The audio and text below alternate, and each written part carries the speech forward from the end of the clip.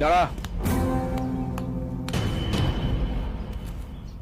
কিরে, একেবারে খালি হাতে এসছিস? তোদের কাছে যেগুলো আছে সেগুলো দিয়েই চালা। আচ্ছা,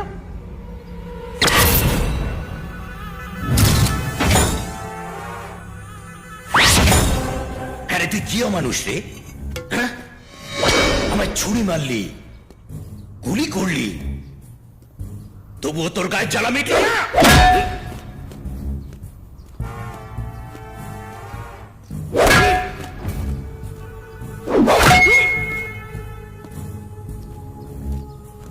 দেখছিস কি রে শালা? আজকে তোকে মেরে এখানেই পুঁতে দেবো।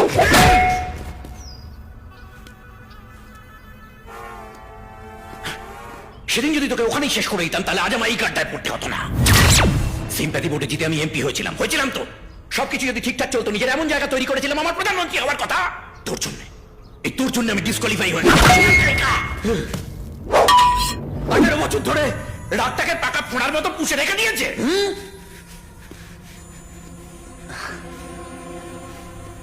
তুই কি ভাবছিস তোর উপরে বদলা নেব বলে আমি বেড়ে উঠেছি? আরে আমার বেড়ে ওঠার প্রত্যেকটা ধাপে তোর মতন এক একজন সঙ্গে আমার দেখা হয়েছে। তোর সঙ্গে আবার দেখা হওয়াটা ভাগ্যের ফের। তোকে মারতে হলে তো অনেক আগেই মেরে ফেলতে পারতাম। তাহলে কি চাস? অনেক মেরেছিস, চল এবার বল রুষা কোথায়? ওকে তুই পাবি না, ওকে তো খালাস করে দিয়েছি।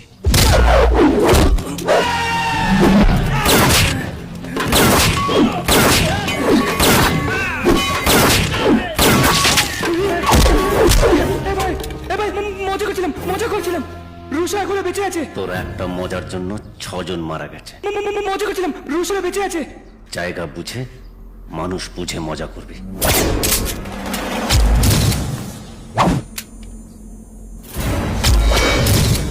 তুই জানতিস রুষাকে তুলে নিয়ে এলে আমি এখানে আসব, কিন্তু এটা জানতিস না আমি এখানে আসার পর তোর কপালে কি লেখা আছে। হ্যাঁ রে, জানি না তো, জানি না। আর সেই জন্যই তো তোকে ডেকে এনেছি, তোকে দিয়ে কপাল দেখাবো বলে।